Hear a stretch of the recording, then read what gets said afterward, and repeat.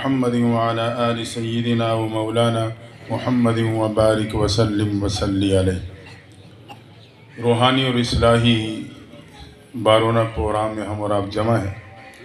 الحمدللہ حضرت حکیم صاحب دام برکات ملالیہ، اللہ تعالیٰ ان کے علماء سے محبت، دین کا تعلق اور ان کے اس جذبے کو قبول فرمائے۔ مسجد کا کام آپ کے سامنے ہے، حضرت شاہ صاحب نے آپ کے سامنے بہت ہی خوبصورت انداز سے بات رکھی۔ اللہ آپ کے تعاون کو قبول فرمائے اور اللہ تعالیٰ اس مسجد کی تمام ضروریات کو غیب کے خزانے سے پورا فرمائے۔ ہمارے حضرات تشریف فرما ہیں، انشاءاللہ اپنی ترتیب سے بیانات کا سلسلہ جاری رہے گا۔ میں اس وقت حاضری لگاتے ہوئے بہت ہی مختصر سی بات آپ کے سامنے عرض کرنا چاہتا ہوں۔ دوستو، یہ مساجد و مدارس اور یہ دین جو ہمیں اور آپ کو ملا ہے، یقیناً یہ ہمیں اور آپ کو اپنے محبوب پیغمبر کے وسیلے سے ملا ہے۔ اللہ نے ان کی نسبت کے برکت سے ہمیں اور آپ کو یہ دین عطا کیا، یہ مسجد عطا فرمائی، مدرسہ عطا کیا۔ اور یہ بات یاد رکھنا کہ کسی امت کو ایسے نبی نہیں ملے جو اللہ نے مجھے اور آپ کو عطا فرمائے۔ ہر نبی کو اللہ نے کمالات دی ہے، میرے اور آپ کے محبوب پیغمبر کو کمالات کا مجموعہ بنا دی۔ موسیٰ علیہ السلام کا کمال یہ تھا کہ پتھر پہ لاٹھی ماری 12 چشمے پھوٹ پڑے، یقیناً کمال تھا۔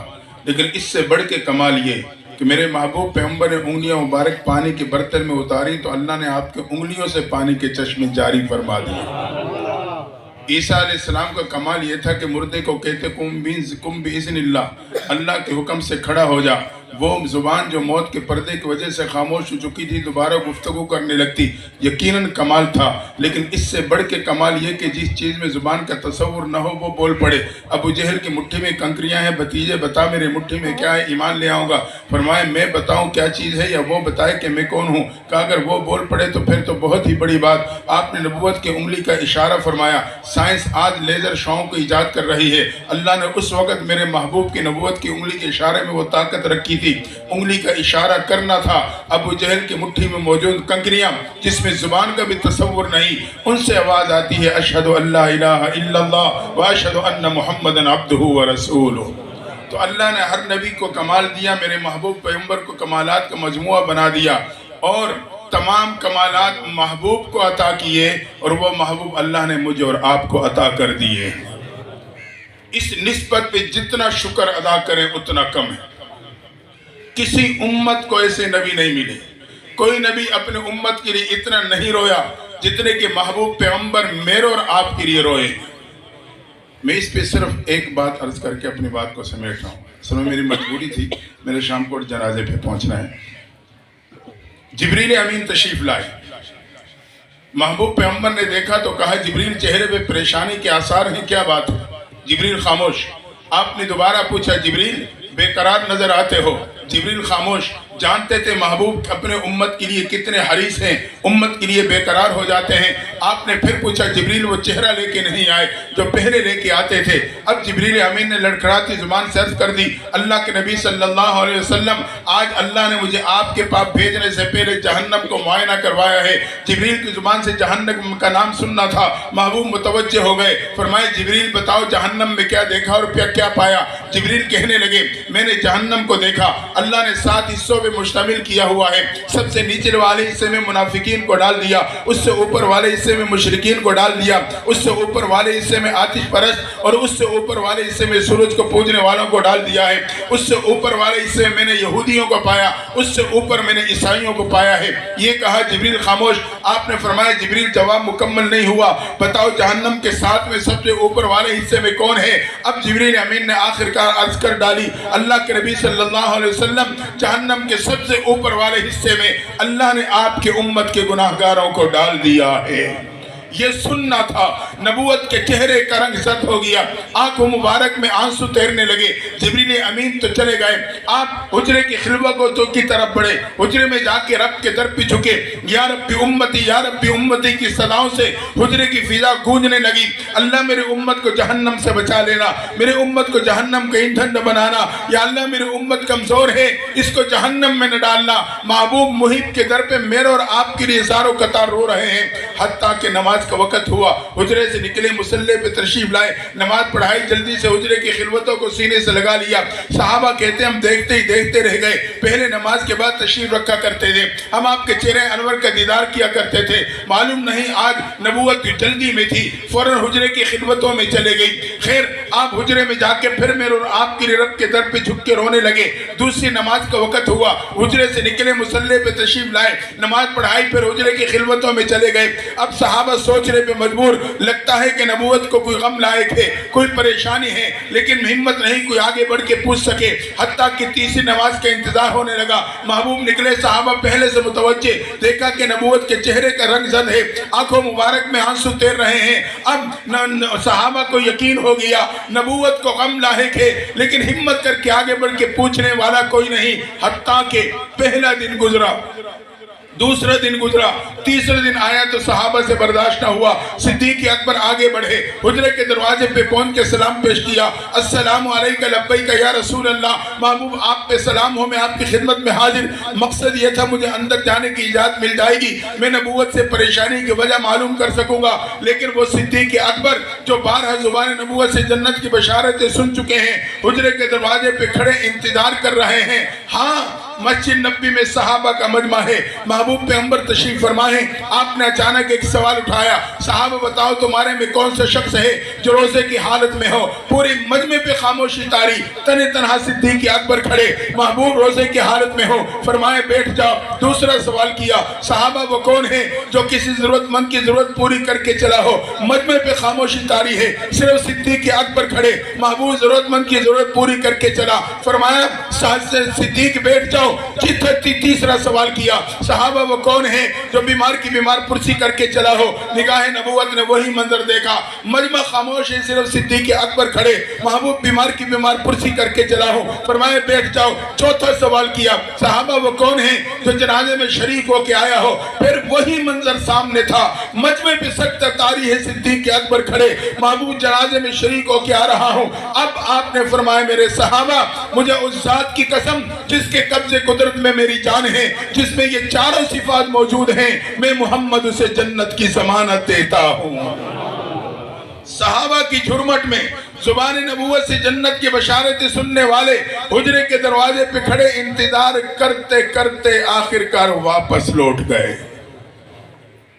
रास्ते में हजरत उमर से मुलाकात हो गई। सिद्दीक अकबर ने हिम्मत दिलाते हुए उमर को कहा, उमर मैंने जुबान नबूवत से सुना है तो जिस रास्ते पे चलता है शैतान रास्ता छोड़ जाता देता है।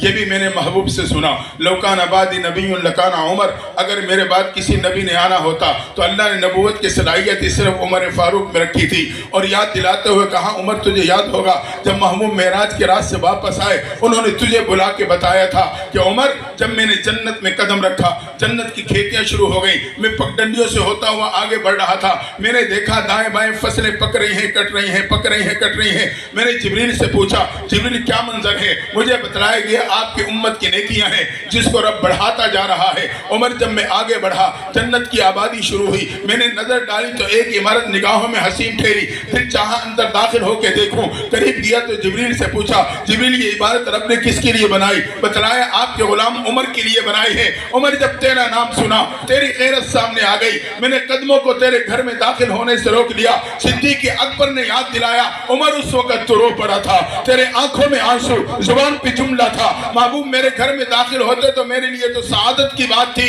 कहा, उमर आप हुजरे के दरवाजे पे जाओ, आपको इजाजत मिल जाएगी। हजरत उमर ने हिम्मत बांधी, हुजरे के दरवाजे पे पहुंच के सलाम पेश किया। एक मरतबा, दो मरतबा, तीन मरतबा इंतजार करते करते वापस लौटे। रास्ते में सलमान फारसी से मुलाकात हो गई। हजरत उमर ने सिद्दीक अकबर का अंदाज इख्तियार करते हुए सलमान फारसी से कहा, सलमान तो ईरान से चला था, मजूसी खानदान से तेरी निस्बत थी, तो आतिश परस्त था, मदीना पहुंचा और महबूब के दामन से जुड़ा। अल्लाह ने तुझे इतने आज़मत अता फरमाई, या तो मजूसी खानदान की निस्बत थी या महबूब ने तेरे बारे में फरमाया, सलमान मिन्ना सलमान तो मेरे खानदान का फर्द है। सलमान तो हुजरे के दरवाजे पे जा, तुझे अंदर जाने की इजाजत मिल जाएगी। سلمان فارسی نے بھی ہمت پکڑی، حجرے کے دروازے پہ سلام پیش کر کے انتظار کرتے کرتے انہیں بھی واپس لوٹنا پڑا۔ جب سلمان فارسی واپس لوٹے، اپنے آپ سے مخاطب ہیں، سلمان اب ایسی شخصیت کے پاس جائے گا جس کو انکار نہیں ہو سکے گا۔ سیدھا پہنچے اماں فاطمہ زہرا کے دروازے پہ، پردے میں سلام پیش کیا، کہا اماں جان صحابہ 3 دن سے تڑپ رہے ہیں، بے قرار اور پریشان ہیں، اور ساتھ ہی حوصلہ دلاتے ہوئے کہا اماں جان ایک موقع پہ مسجد نبی میں صحابہ کا مجمع تھا، محبوب پیغمبر تشریف فرما تھے، آپ نے ایک سوال اٹھایا تھا، میرے صحابہ بتاؤ نیک عورت کی نشانی کیا ہوتی ہے؟ ہر صحابی کھڑا ہوتا، اپنے انداز سے بات کرتا بیٹھ جاتا۔ میں نے دیکھا جب حضرت علی اٹھے اور حجرے مبارک میں آپ کے پاس آئے، پھر آ کے اپنی واری کی انتظار میں بیٹھ گئے، جب ان کی واری آئی تو انہوں نے کھڑے ہو کے کہا اللہ کے نبی صلی اللہ علیہ وسلم نیک عورت کی نشانی یہ ہے، نہ اس نے کسی غیر محرم کو دیکھا نہ اس کو کسی غیر محرم نے دیکھا۔ جب حضرت علی نے یہ جملہ کہا، نگاہ نبوت محبت بڑے انداز سے علی کے چہرے پہ جم گئی، محبوب کے چہرے پہ مسکراہٹ ہے۔ حضرت علی جان گئے آپ کو جملہ پسند آیا تو کہنے لگے محبوب یہ جملہ میرا نہیں، مجھے فاطمہ الزہرا نے بتلایا ہے۔ اماں جان جب محبوب نے یہ سنا تو زبان نبوت میں جملے تھے، کہا علی فاطمہ تو بضعۃ منی، فاطمہ تو بضعۃ منی، فاطمہ کا کیا کہنا وہ تو میرے جگر کا ٹکڑا ہے۔ اماں جان آپ جائیں آپ کو تو اجازت مل جائے گی۔ فاطمہ الزہرا حجرے کے دروازے پہ سلام پیش کیا، محبوب نے سنا لختی جگر آ گئی، بے قرار اور پریشان ہے، اندر آنے کی اجازت دے دی۔ فاطمہ الزہرا آگے بڑھی، قریب جا کے بیٹھتی ہیں، چہرے انور کو دیکھ کے کہنے لگی اماں جان ابا جان کیا بات ہے؟ آپ کے چہرے مبارک کا رنگ زرد ہے، آنکھوں مبارک میں آنسو تیر رہے ہیں، صحابہ 3 دن سے تڑپ رہے ہیں، یہ جملہ سننا تھا۔ محبوب تڑپ گئے، کہا فاطمہ میں تجھے کیا بتلاؤں؟ 3 دن قبل جبریل امین آئے تھے، انہوں نے مجھے بتلایا ہے اللہ نے میرے امت کے گناہگاروں کو جہنم میں ڈال دیا ہے۔ جب سے میں نے رب کا فیصلہ سنا میں بے قرار اور پریشان ہوں، رب کے در پہ پڑا، اب میں رب کو امت کے حق میں منا رہا ہوں۔ یہ کہا اور پھر سجدے میں چلے گئے۔ یا ربی امتی کی فضا سے حجرے کی فضا پھر گونج جاتی ہے، رحمت جوش میں آ گئی، جبریل امین آئے، محبوب رب سلام دے رہا ہے، ساتھ ہی پیغام دے رہا ہے وَلَسَوْفَ يُؤْتِيكَ رَبُّكَ فَتَرْضَىٰ، آپ سجدے سے سر اٹھائیے، آپ کو اتنا دوں گا کہ آپ میرے سے راضی ہو جائیں گے۔ محبوب نے سجدے سے سر اٹھایا، لختی جگر کی طرف متوجہ ہوئے، فرمائے فاطمہ مبارک ہو، اللہ نے مہربانی کا معاملہ فرما دیا، رب نے میرے سے وعدہ کر لیا ہے میں قیامت کے دن آپ کو اتنا دوں گا کہ آپ میرے سے راضی ہو جائیں گے۔ فاطمہ گواہ ہو جانا میں قیامت کے دن اللہ سے اس وقت تک راضی نہیں ہوں گا جب تک وہ میرے امت کے آخری فرد کو بھی جنت میں داخل نہیں کر دے گا۔ کسی امت کو ایسے نبی نہیں ملے، آئیں اسی نبی کے دامن کو مضبوطی سے تھام لیں، منمانی چھوڑ دیں، اپنے نبی کے بتلائے ہوئے تعلیمات کے مطابق اپنی زندگی کو ڈھال لیں، اپنی زندگی کو محبوب کے طریق اور سنتوں سے مزین کر لیں۔